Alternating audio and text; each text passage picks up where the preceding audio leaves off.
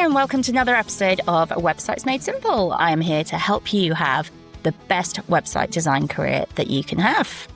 So today I feel like I might get a little bit lynched for this one because there are a lot of website designers out there who are using Elementor as their WordPress software, page builder, framework, whatever you want to call it. I've been around since the days before Elementor was a thing, so trust me, I do have some inside scoop on this one. If you're a website designer who is using Elementor, I'm not here to tell you that you're doing it wrong because there are so many different components to website design. As you'll know, with the SEO, with the way you handle clients, with the way your contracts are set up, all that sort of thing. So it's not to say that you're doing it wrong, but it is to say that you could be using a lot better software than Elementor. And I wanted to tackle some of the things that irritate me the most about this particular software. And the first thing I'm going to talk about is licensing, because a lot of reasons that people use Elementor is they joined in the very, very early days. And most people who are launching new software, they will launch a lifetime subscription to it. So for $249, Elementor offered that people could buy it and license as many websites as they liked with it forevermore. And so a lot of developers jumped on it. They bought that license, and the more they thought, yep, this is quick, this is easy, it's cheap, it's cost effective, this is going to be the path that I go down. But I think there's also that catch-22 with it, because it means you get sucked into that software, you end up knowing that software so well that you then feel that you can't really work in any other software as quickly. So it means that it's not as cost effective or time efficient for you to do that. The next thing that really bothers me with Elementor is actually the code isn't very good. Elementor is built on top of open source software, but there is open source software that then goes on to be developed really well. And there's open source software that isn't developed quite so well.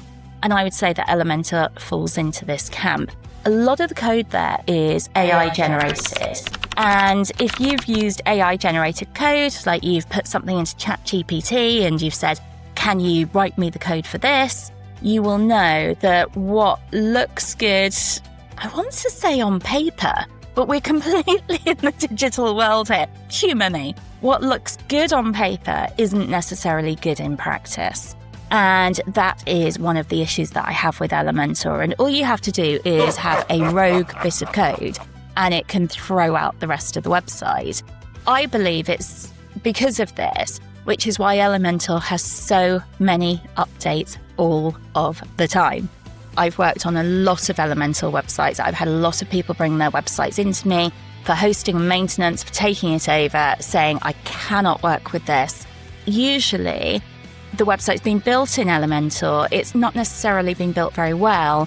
One of the other issues with it as well is you can apply the Elementor plugin to pretty much any framework. And not all themes are created equal. It was built using the Neve theme and the Elementor page builder, and I know they're marketed as compatible. They really, really weren't. Are you a website designer who's currently losing sleep over tricky clients or tricky freelancers? Well, you are not alone, and I have something to help. You can purchase my Website Designer's Contract Pack from websitesmadesimple.co.uk. These are UK law compliant contracts which you can add your branding to and edit to suit you. These will help you to have a successful website design business. Then you can get on with the job you love the most, knowing that your contracts have you covered. Go to websitesmadesimple.co.uk and get yours today. And I find this a lot within website design. I find a lot that people have used really crappy framework for it. There's also the thing with Elementor changing things on a global level. So it's like really hard sometimes to drill down into you think, oh, I just want to change this heading size in this one place, and suddenly it's changed your heading sizes everywhere. That's not very friendly for the client. I'm all about clients being able to manage their websites themselves, about them having a website that they love, but they also feel that they are able to then be able to go on and update and make changes. And it will also depend on your ideal client as to how often they are changing their software or pages. If you're working with coaches or something like that, they're likely to be reshaping and reworking their offers a lot. If you're building a website for a tradesperson, they're more likely to be a little bit more one and done with it. And so you can get away with them not changing the website quite so often. It feels like there is a lot of steps with that software, whereas I get that with Elementor, there aren't as many steps with it. But it doesn't mean that it should then go on to be something that you choose because of that. Because in the same way that clients did manage to learn Divi, they will learn to manage more complicated software. It looks a little bit different with the right teaching as well. And I'm not going to sit here and pretend that I am the world's best coder, because I'm not. But I do work with some really incredible coders who really grind into Elementor on like the open source level. And they repeatedly come back to me and they say, under the hood, code's a load of junk. And I think that's really important, because I do believe it's one of the reasons that every couple of days Elementor are releasing updates, because they're having to fix these AI codes, they're having to patch things. And every time you need to update a website or there's a technical update there, it means that that website's not secure. And if you're just handing clients over, they're not going to be managing their updates every couple of days. And even if you have website maintenance and hosting contracts, you're not going to be on top of it every couple of days, because it then makes the contracts not cost effective, they're not time efficient, and it's just a real headache all round. I would say the other thing with Elementor is, unless you're going through all the pro versions and the layered plugins and stuff like that, it's actually quite limited.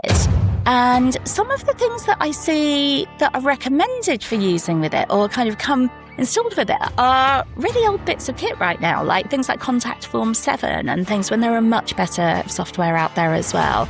And I'm all about having very streamlined websites. I don't believe in totally coding in a website, because I want something that a client can update and they can adapt. And if they're paying a fortune for a website as well, they shouldn't be looking at rebuilding it every year. They should be looking at rebuilds every 3 to 4 years. And in that time, they need to be able to update it themselves. So I definitely think that they should have that level of control. And I do think that page builders are a good way to give them that control. But if you're building a website that's quite limited because it's using Elementor, and then you're layering plugin after plugin after plugin, you've got Crocoblocks and different kind of ones all on there, it's A, going to bloat the website, it's B, going to make the website more vulnerable, because it means that there's more things to update, there's more things to go wrong, there's more things to break on there, but it's just not that good streamlined solution. I would love to hear your thoughts around using Elementor. You can find me on LinkedIn at Holly C. Christie, and I think the general consensus there is a lot of coders aren't using Elementor. A couple are saying, oh yeah, it's kind of quite quick to use as a framework, but we just code into it. But there's a big influx of newer designers who have come into the world of website design by using and learning Elementor. But because they've done it that way, there are some gaps in their knowledge around SEO, around framework and that sort of thing. That's all for today. Thanks so much for listening, and I will be back with you in the next episode soon.